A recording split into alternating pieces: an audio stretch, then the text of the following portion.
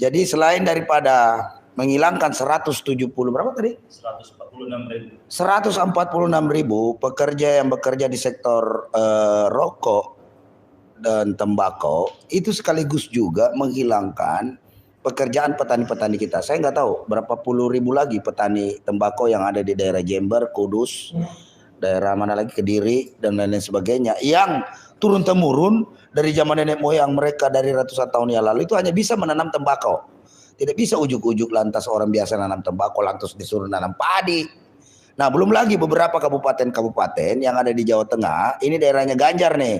Ini buat Pak Ganjar. Ini buat Pak Ganjar nih ya. Itu bupati-bupati, kabupaten-kabupaten yang PAD-nya dari perusahaan rokok yang akan sebentar lagi gulung tikar, bisa-bisa kabupatennya bubar, Pak. Karena saya pernah ke Kudus, semua bangunan yang ada di sana itu mayoritas dibangun oleh perusahaan rokok. Jadi kalau dengan hal seperti begitu, ini bisa tutup, ini bubarin kabupaten. Nah, selain daripada itu juga, dalam kesempatan ini juga terkait masalah RUU kesehatan, ini juga penting juga nih untuk kawan-kawan yang berada di sektor kesehatan, dokter, bidan, perawat, apoteker dan lain sebagainya, ya kan? Nah, nanti tadi bahwa kita bantu menjelaskan bahwa nanti tanggal 14 Juni Anda semua menggunakan hak Anda untuk menggunakan cuti bersama dalam melakukan pelayanan.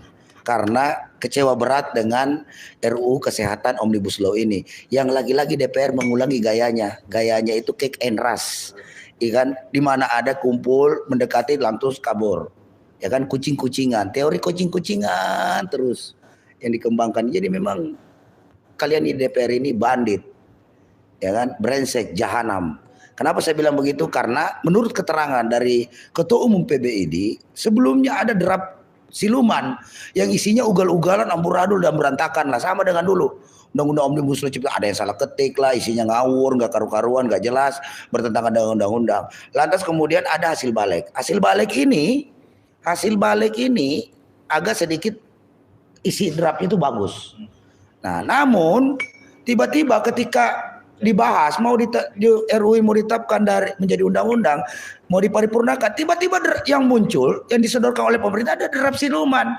Ini artinya ada mafia perundang-undangan di DPR. Ini tugas Bang Mahfud MD nih. Jangan cuma mafia perundang-undangan, juga banyak. Bongkar itu semuanya. Nah, ini karena sudah merugikan hajat hidup orang banyak. Dan terutama PDI yang kemarin katanya ingin memberantas fakir miskin dan anak yatim yang melaksanakan pasal 34 itu. Ini lagi-lagi PDIP ini hanya memberikan harapan palsu.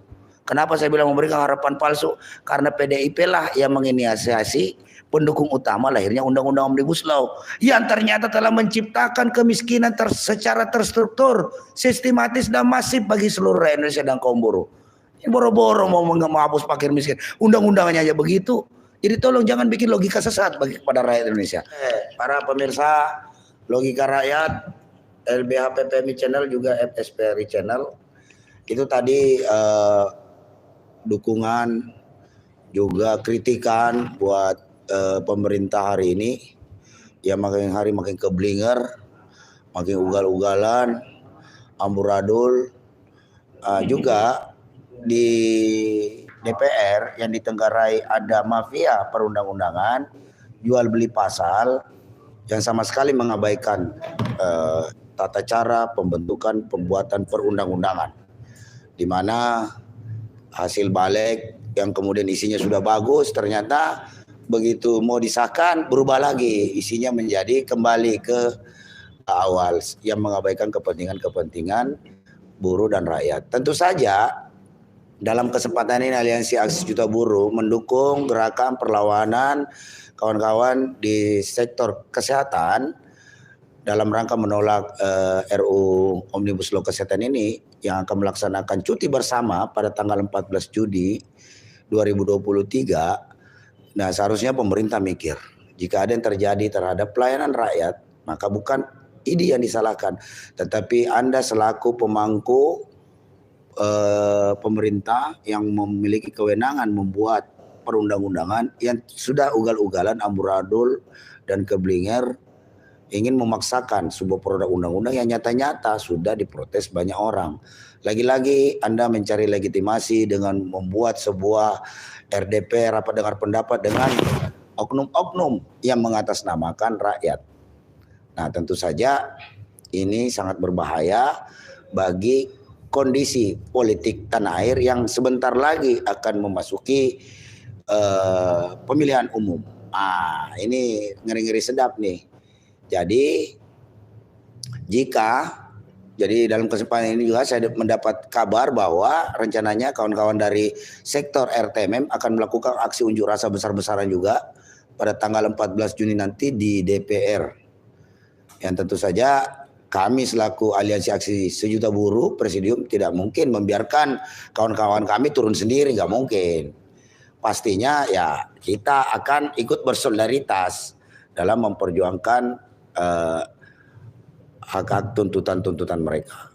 Nah, khusus kepada rejim Jokowi dan para anggota DPR yang makin hari makin keblinger ini, jangan salahkan rakyat ketika rakyat nanti sampai pada anti klimaksnya memang akan melakukan aksi besar-besaran dan mencari Anda untuk mempertanggungjawabkan segala sesuatu yang Anda telah perbuat di rezim brengsek ini, terutama terkait masalah RUU Kesehatan. Tadi terdampak terhadap kawan-kawan kita yang di sektor tembakau dan rokok. Nah, ini juga mengakibatkan kepada, kalau misalnya memang dalam undang-undang itu mengisyaratkan bahwa tembakau termasuk adiktif yang dikategorikan sama dengan narkoba, maka kaum perokok seluruh Indonesia wajib melakukan demonstrasi besar-besaran. Karena kita akan dituntut nanti menghisap narkoba. Iya, kita dianggap nanti melakukan pelanggaran pidana karena telah menghisap zat adiktif yang dinyatakan narkoba. Padahal jelas-jelas ini udah dari turun-temurun. Dalam Islam pun, dalam hukum Islam pun tembakau itu bukan hal yang tidak halal, tidak haram, tapi apalagi nih makruh dia, ya kan. Banyak kiai-kiai kita di Jawa Tengah sana di banyak merokok juga, gitu kan. Bayangkan kalau gara-gara Pak Kiai merokok, tiba-tiba Pak Kiai ditangkap gara-gara menghisap narkoba. Ini bahaya, ini memang peraturan ini emang asal-asalan betul ini bikinnya ini. Dan tentu saja apalagi ini terkait masalah besok pelayanan di kawan-kawan ini tentu saja akan berdampak sistemik. Ditambah lagi dorongan masa aksi dari kawan-kawan RTM. Sungguh memang rejim saat ini memang hanya menciptakan kegaduhan aja di Republik ini. Kagak ada berhenti-berhentinya, ya kan? Maka dari itu dalam kesempatan ini kita minta kepada rezim Joko Widodo Ma'ruf, khusus Pak Kiai Ma'ruf Amin tuh, jangan diam-diam saja Pak Kiai. Ini yang RTMM ini rata-rata kaum Nahdliyin. Nah, tolong jangan tinggal diam. Ini persoalan perut, persoalan nasib banyak kaum Nahdliyin yang ada di Indonesia, akan terancam kehidupannya, keluarganya di daerah Jawa Tengah sana tuh, daerah Kudus, daerahnya Pak Ganjar. Nah, dan Pak Ganjar sudah berhenti, nggak usah lari-lari lagi di Jakarta, Anda pulang tuh, kawal itu pembangunan di Jawa Tengah, ya kan? Jauh usah lagi bikin pencitraan dulu, ini rakyatmu di sana sudah makin hari upahnya sudah murah. Sebentar lagi banyak perusahaan gulung tikar gara-gara RUU Omnibus Law ini. Kamu tinggal dengan lari-lari aja terus, lari-lari tiap hari. Ngapain? Jangan-jangan Anda lari dari kenyataan. Demikian para pemirsa Logika Rakyat, sampai ketemu lagi. Tetap semangat, dan untuk kawan-kawan di sektor kesehatan tetap berjuang, tetap semangat. Kita terus. Ya, gini nih. Ayo, 1, 2, 3. Tolak RUU Kesehatan. Sekali lagi. Tolak RUU Kesehatan. Hidup buruh, merdeka. Assalamualaikum warahmatullahi wabarakatuh.